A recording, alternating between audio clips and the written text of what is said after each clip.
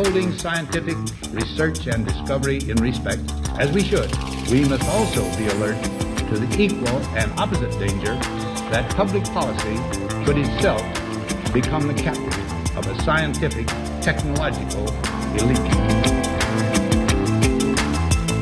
We've signed a climate convention on the importance of economic instruments and free markets.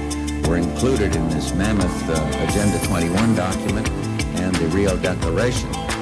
Let me be clear on one fundamental point. The United States fully intends to be the world's preeminent leader in protecting the global environment. Coming up, Technocracy News.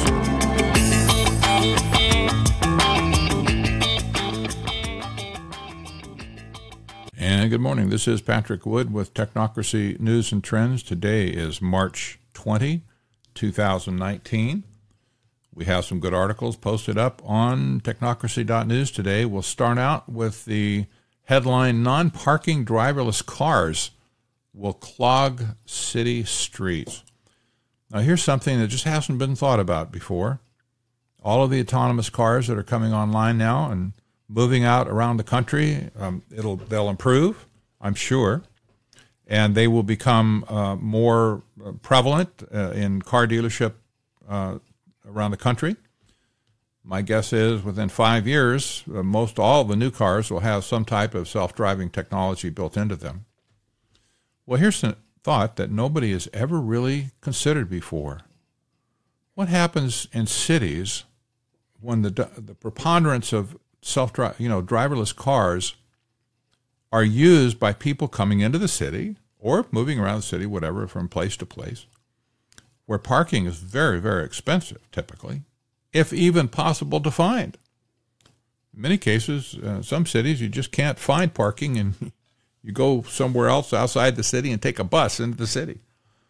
Well, autonomous cars promise, at this point, to be used in such a way that they will drop people off at their destination, and instead of going to park like they would now, the cars will simply just drive around the city. Up and down the streets, round the block, whatever, they'll just drive around because it's cheaper to drive around than it is to park. This is really an interesting byproduct. Nobody's ever thought of this before. What are they going to do? Even if they have self-driving shared rides, which is entirely possible, those automobiles as well are not going to be parking. They'll simply be driving around, whether they have somebody in them or not. Well, okay. All I can say is, to the technocrat mind, you just don't bother them with pesky details like this because it just makes them mad. They don't do anything about it anyway. Here's some really good news. Another headline, cheap, clean, abundant fusion energy would wreck globalization. This is true. Economies are enabled by the energy required to produce activity. This is self-evident. And the crucible of globalization seeks to create an artificial shortage of energy in order to control the economic activity. This is also rather self-evident. Well, if fusion reactors become commercially viable, they promise to provide a cheap and clean energy source to people, virtually unlimited energy, that would effectively trash globalization. The company in view right here immediately is LPP Fusion. They're starting testing on a 5-megawatt generator, nuclear fusion generator, that uses hydrogen and boron for fuel. Wow. The byproducts of this will include no protons and no radiation. It'll be radiation-free. It's not a nuclear reactor like that, like traditional. This is absolutely revolutionary. If this really works, and if it really comes to market, globalization will be in the worst trouble it's been ever because they will not be able to control energy. We can hope for that.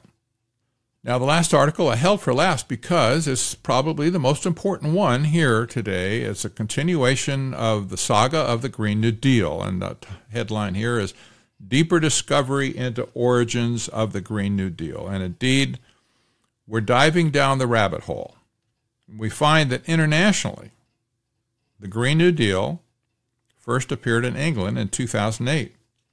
Now, this was a year before it was written about here in the United States on behalf of UNEP, United Nations Environmental Program. But we find that there was a report produced, a 44-page report produced by the Green New Deal Group. That's the name of the group. Simply called the Green New Deal. This was in 2008 in England. I produced an excerpt of this report. You can read it. I didn't do the whole thing. It was 44 pages. But I conclude that article with a download button where you can download this 44-page report yourself if you want to. And there's also a supporting video produced by their sister organization, which is called the New Economics Foundation. Interestingly enough, the board of directors of the Green New Deal Group in England is stacked with radical members of the Green movement, including Greenpeace and Friends of the Earth.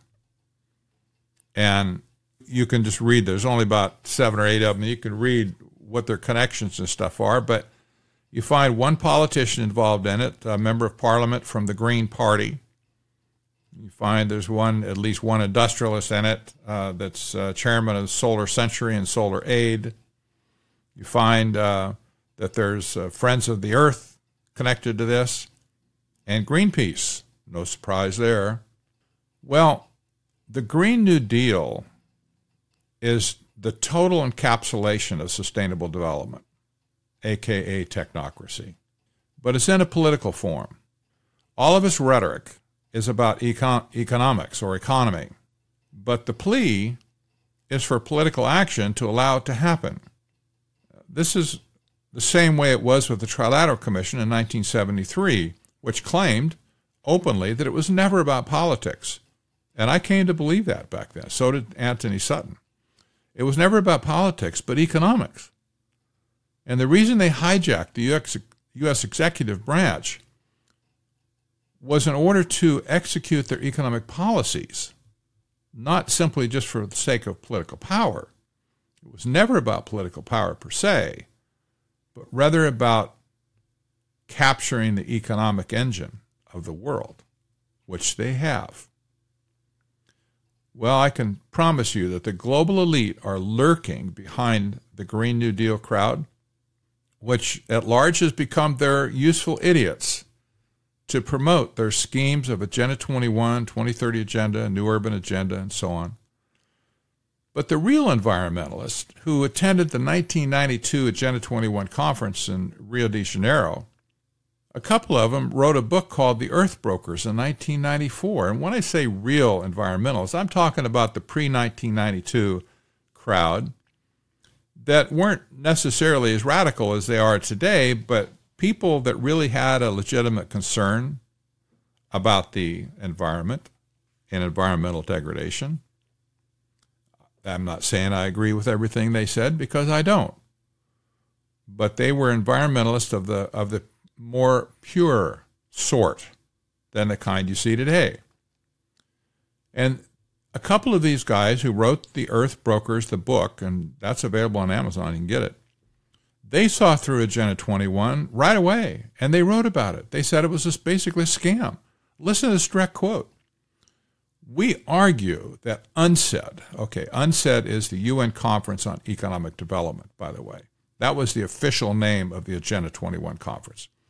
We argue that UNCED has boosted precisely the type of industrial development that is destructive for the environment, the planet, and its inhabitants.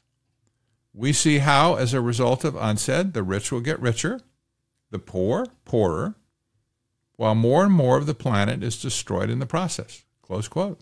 That's what they said. They saw that what was being promoted as one thing in reality was taking us in the exactly opposite direction. This has been the case ever since. I have to say all Americans, including those involved in the Green New Deal, patsies, if you will, should wake up and smell the organic coffee here. 100% of the ecological hysteria is fake and always has been fake. Now, people's reaction to this, by the way, is not fake. Women that are choosing not to have children because they're scared to death of global warming is not fake. Their emotions aren't fake. But the ecological hysteria is fake.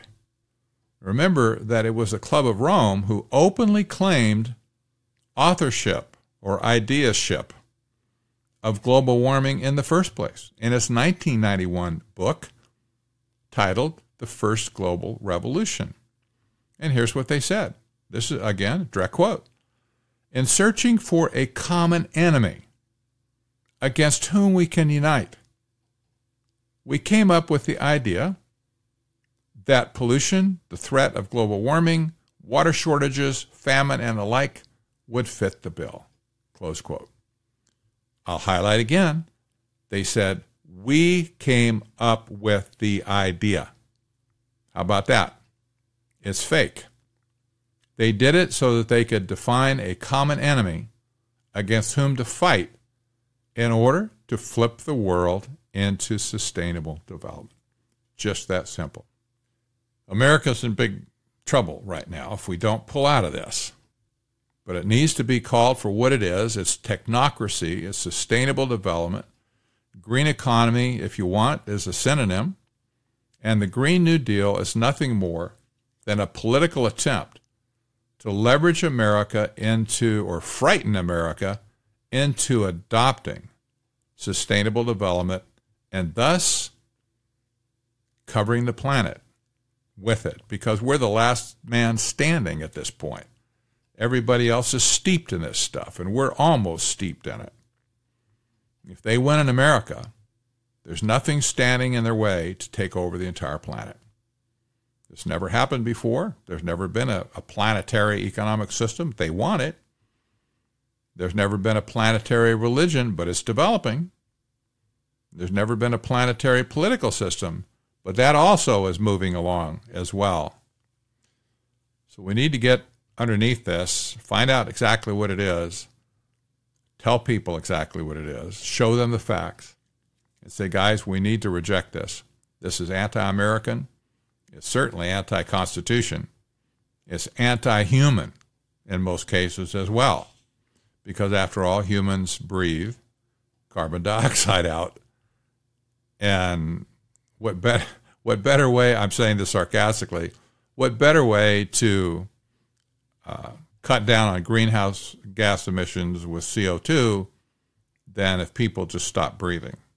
That would take care of it, wouldn't it? Well, I'll tell you, a lot of environmentalists right now are thinking that way too. That's exactly what they're thinking.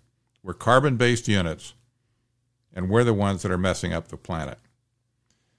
But they say they're going to save the planet, but as the Earth brokers pointed out, they're actually in the process of destroying the planet.